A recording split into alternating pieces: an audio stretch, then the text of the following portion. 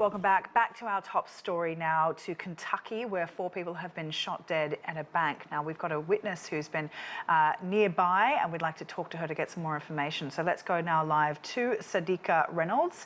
She's the CEO of the think tank Perception Institute in Louisville, Kentucky. She was near the bank at the time of the shooting and heard the sounds of gunshots. Really appreciate your time there, Sadiqa.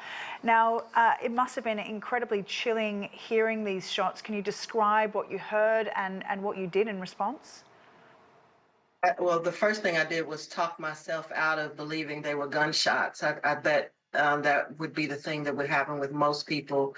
You hear shots and then you say, no, maybe that's not what that was. Maybe it was something else.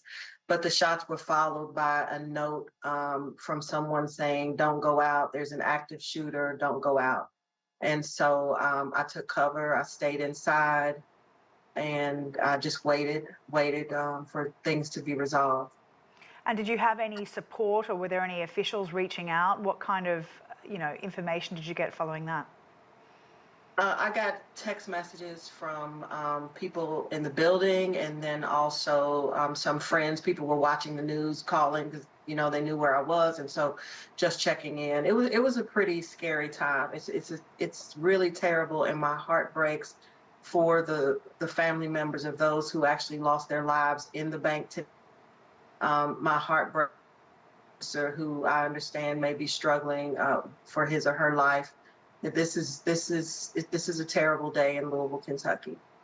We'll keep chatting to see if we can still get your line. It seems to be breaking up a little bit. We'll see how we go. Can you describe what it's like in your community? Is this something that's completely out of the blue? Is there a problem with gun crime in your area? Just detail for us, the safety and the sense of security you have in your region. I think that gun crime is an epidemic in this city and across the country, and we need our elected officials to act responsibly and to do something. We do not need any more thoughts and prayers. We have people who have lost family members today. It is terrifying to live this way. It is terrifying. We don't deserve it, and we need elected officials to act responsibly. So when you say it's terrifying, can you just give us a sense of what it's like kind of on a week-to-week, month-to-month basis in Kentucky or in your city? Do you see people carrying guns? Do you feel like you're at risk a lot? I would not say we are any more at risk in Louisville, Kentucky than you are anywhere in America. I mean, I think that's the problem. In Louisville, Kentucky, we have seen a significant increase in violence, but I think urban areas across the country, all areas across the country are experiencing that. And so what we haven't seen is enough work by elected officials to change gun laws. What we haven't seen is gun reform. What we haven't seen is any response to the violence that we are seeing in our communities. And I don't want to say that Louisville is different from someplace else, because it's not. We just saw that there were 6 people, 3 of them children, killed in Tennessee, and we see elected officials who were expelled when they attempted to raise their voices. So this isn't just about Louisville. This is not just about Kentucky. It's about a lack of response to gun violence in America. And no doubt the conversation will continue following this shooting, yet another shooting in the US. What do you think is the kind of legislation or reform that needs to happen in your state? I mean, you're very much in a red state, probably very much pro-gun state. What do you think is a possible reform that could help to make life more secure there?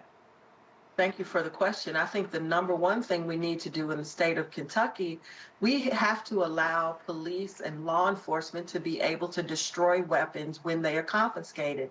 In this case, in this state, if officers go in and confiscate weapons, and I understand they're confiscating on average about 7 illegal weapons a day, they're not able to destroy those. It is actually illegal to destroy a weapon in the Commonwealth of Kentucky. That is insane.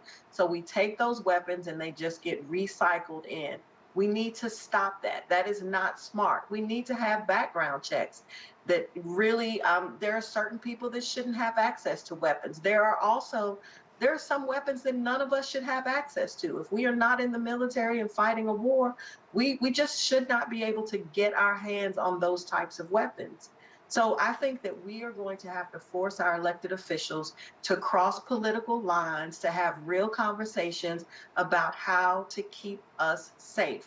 Our country is not safe, and gun violence is a large part of that challenge, and it needs to be addressed. We can't allow them to continue to disregard our voices, because I don't think this is about Democrats and Republicans. I think the people, whether they are Democrat or Republican, want to be safe in their own homes. They want their children to be able to be safe in schools. But our elected officials somehow make these political issues. And so you have Sandy Hook parents that can't do anything. Now we have bank employees who've lost their spouses, lost their children. You know, this is ridiculous. Nobody else should have to die like this. We have to do something. Yeah, well, let's see how the conversation continues. Sadiqa Reynolds, really appreciate your time today. Thank you.